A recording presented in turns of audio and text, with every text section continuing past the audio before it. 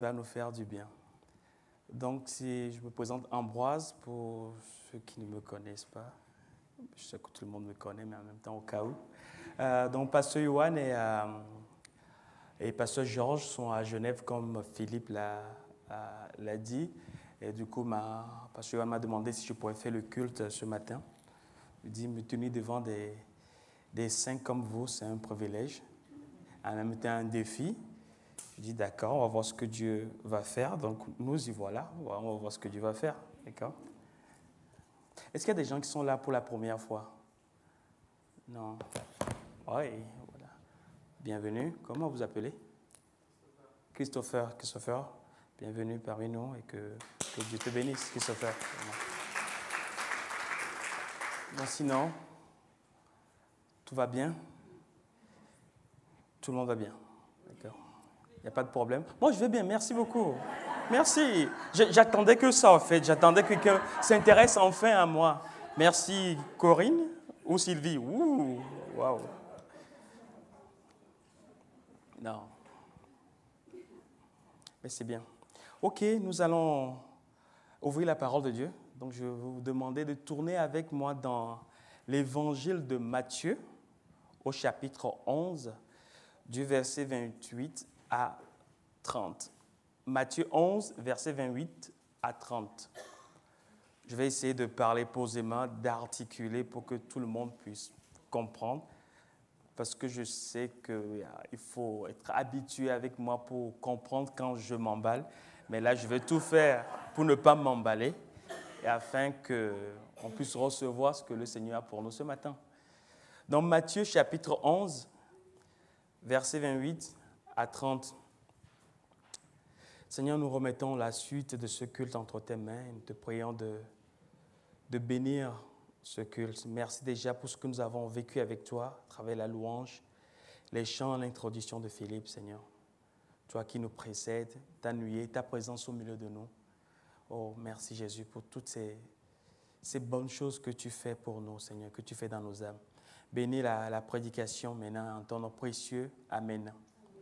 Dans Matthieu chapitre 11, verset 28, c'est Jésus qui parle. « Venez à moi, vous tous qui êtes fatigués, chargés et courbés. » Utilisez une autre version.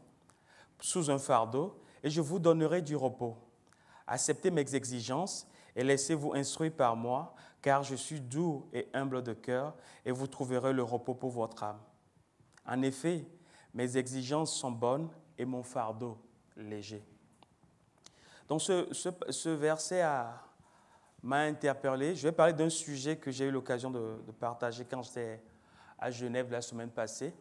Mais en reméditant là-dessus, ce verset est venu dans mon cœur. Je pense que c'est le Seigneur qui m'a ramené ce verset. « Venez à moi, vous tous qui êtes fatigués, venez à moi. » Je pense que ce verset, c'est un des plus beaux versets de la parole de Dieu. Évidemment, toute la parole de Dieu est belle.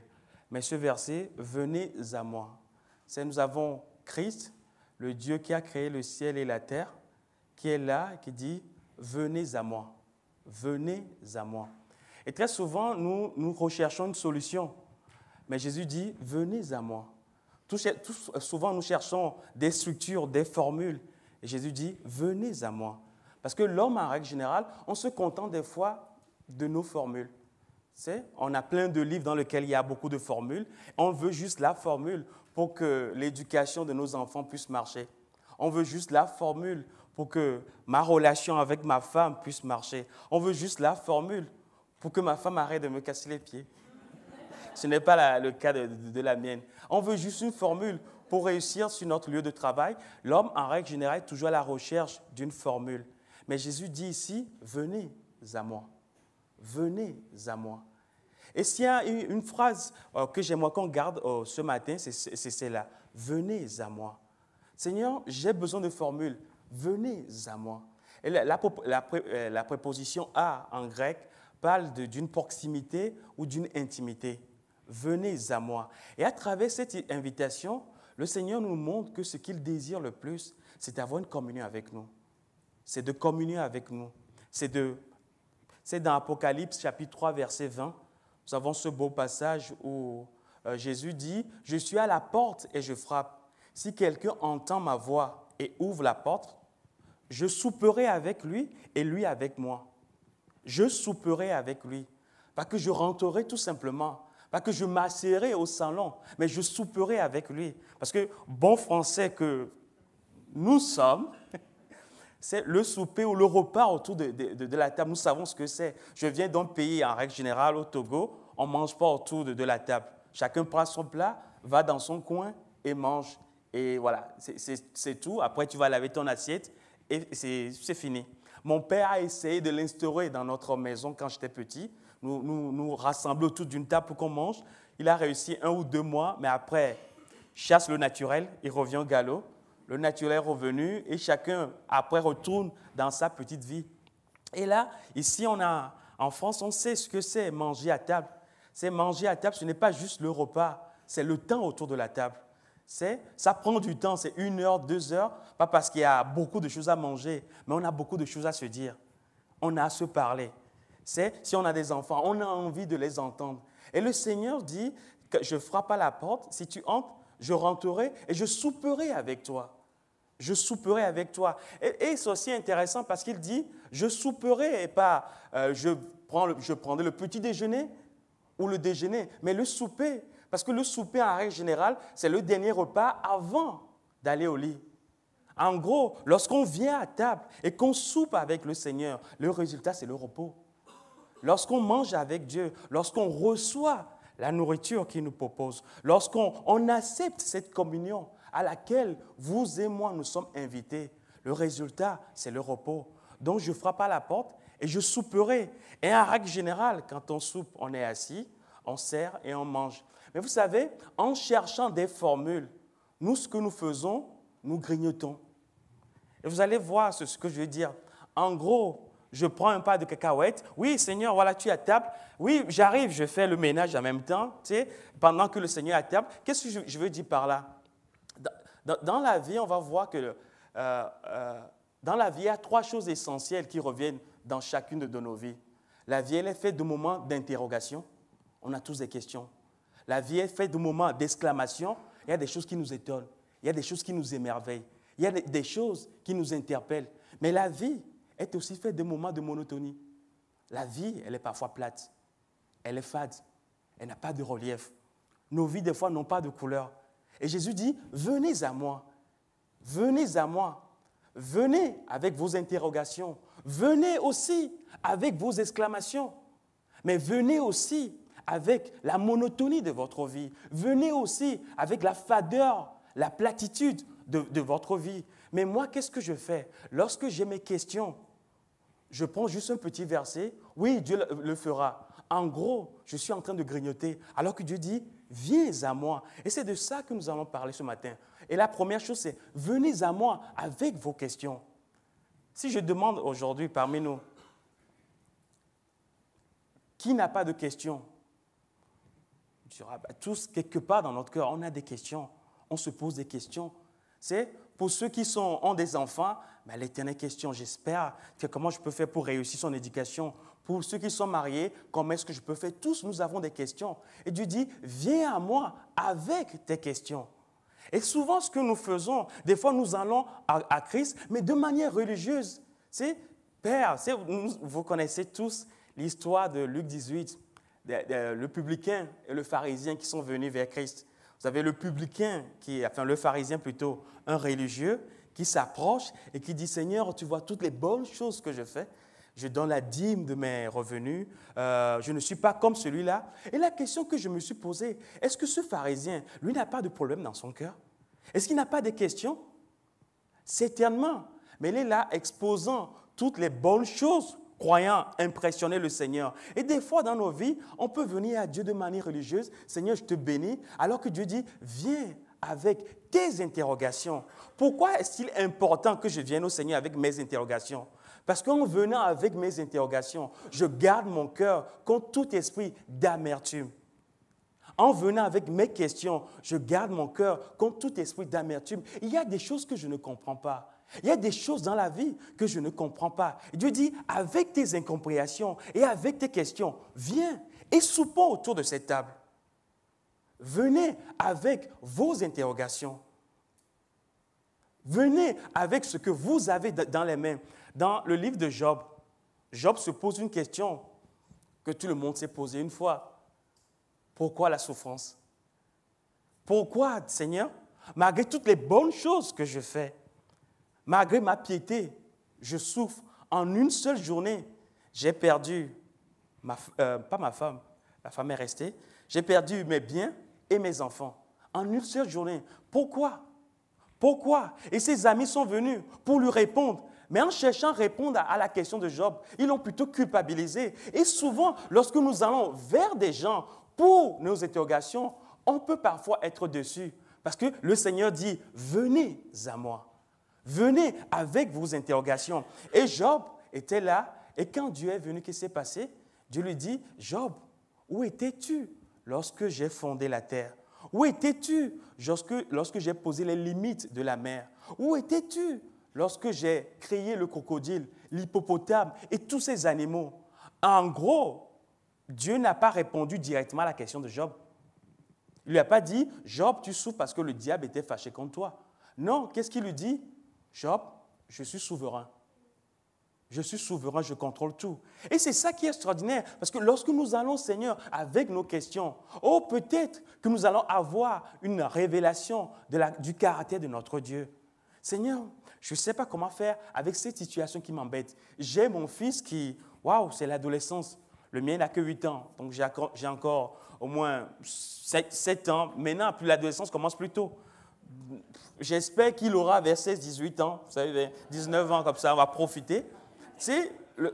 Mais voilà, j'ai mon fils avec ces problèmes d'adolescence. Deux façons de le gérer.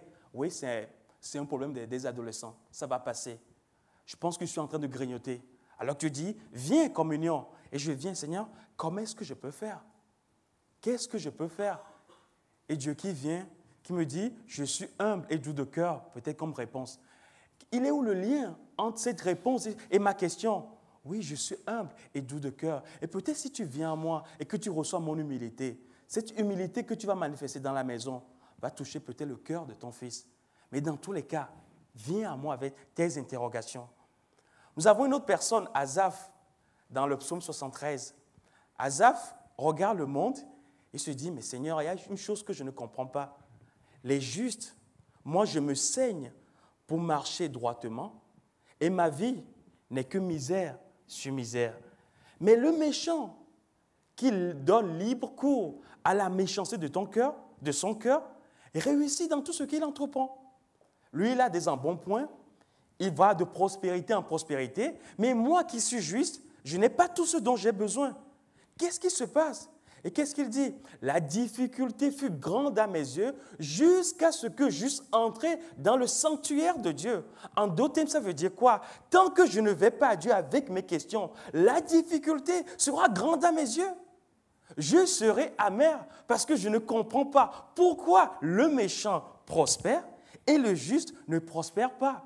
Pourquoi il me semble que Dieu n'est pas intéressé par les situations que je rencontre?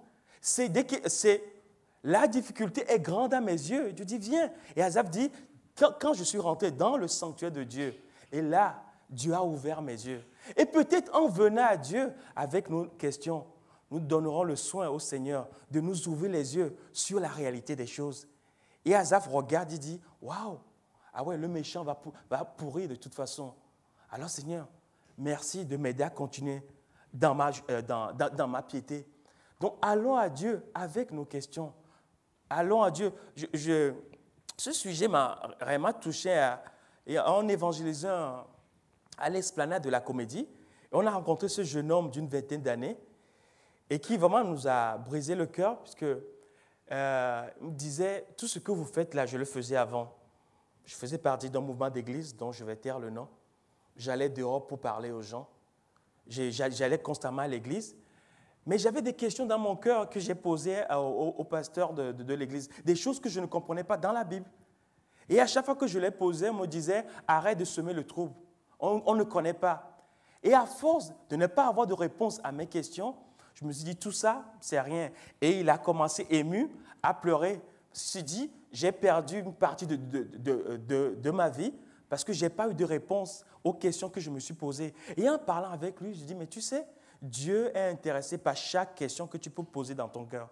Il n'y a aucune question, vous savez, c'est comme nos enfants. Comment est-ce que les enfants découvrent-ils le monde? Papa, pourquoi?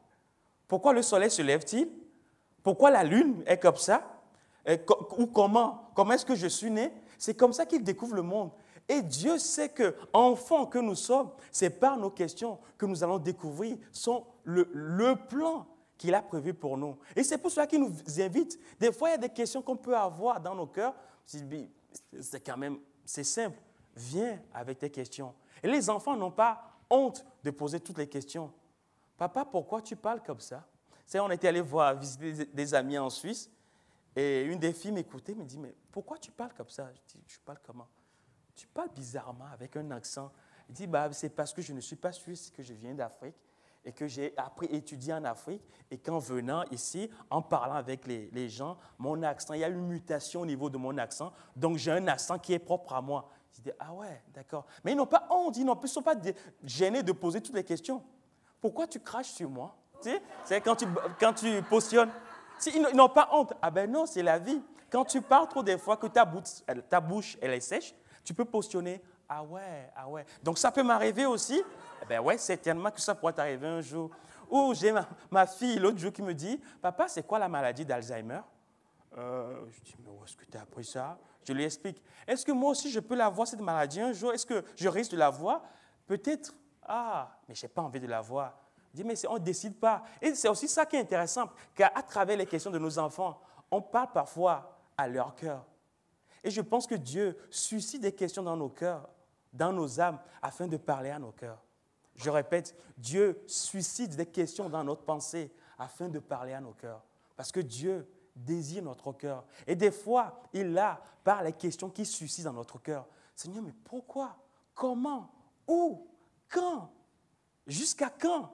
Je dis, viens avec ces questions et laisse-moi parler à ton cœur.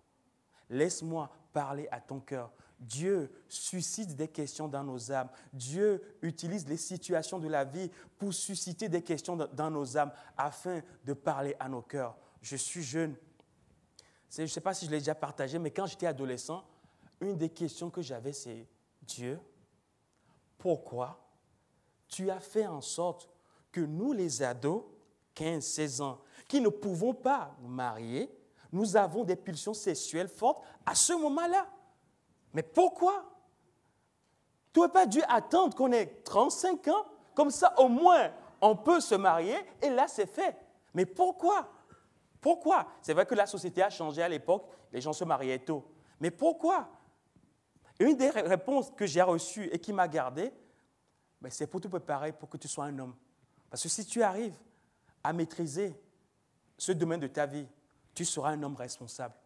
Donc, je l'ai permis pendant ton adolescence pour faire de toi un homme selon mon cœur. Et ça a calmé mon cœur. Dieu a parlé à mon cœur. Et j'avais une vision au milieu de cette pulsion sexuelle que j'avais. J'avais une vision. Oh oui, si par la grâce de Dieu, je passe traverser ce moment, je peux devenir un homme selon le cœur de Dieu. Mais je suis allé devant Dieu avec cette question. Il y a d'autres qui l'auront qui disent, c'est la vie, quoi. C'est la vie. Mais non, ce n'est pas la vie. Parce que tant qu'il y a une question, ça veut dire qu'on a besoin d'une réponse. Et Dieu le suscite parce que Dieu veut parler à ton cœur. La question que tu as aujourd'hui, qui te turlupine, peut-être que Dieu l'a suscitée parce qu'il désire parler à ton cœur.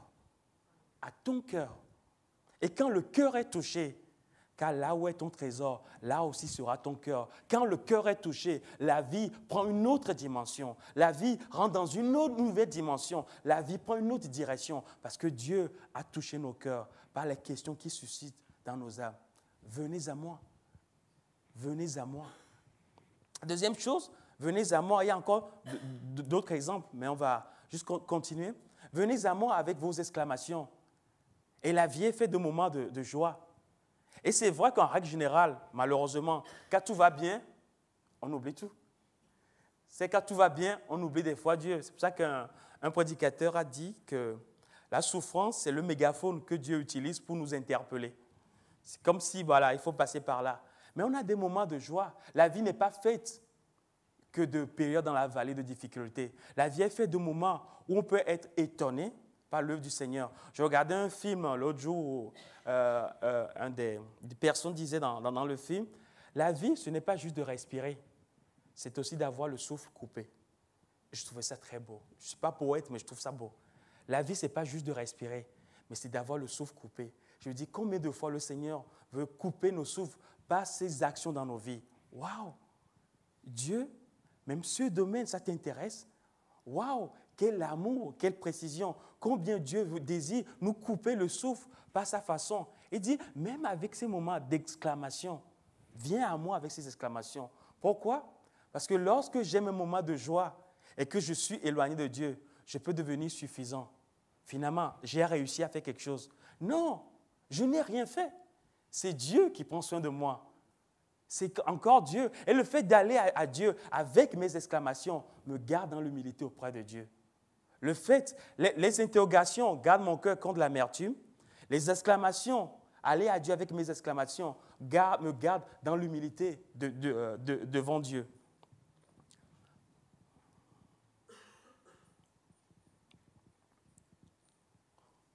Je vais juste lire un verset concernant les questions, après je rebondirai encore sur les exclamations. Dans Luc 9, versets 44 à 45, il est dit ceci. Pour vous, écoutez bien ceci. Le Fils de l'homme doit être livré entre les mains des hommes. OK? Mais les disciples ne comprenaient pas cette parole. Elle était voilée pour eux, afin qu'ils n'en eussent pas le sens, et ils craignaient de l'interroger à ce sujet.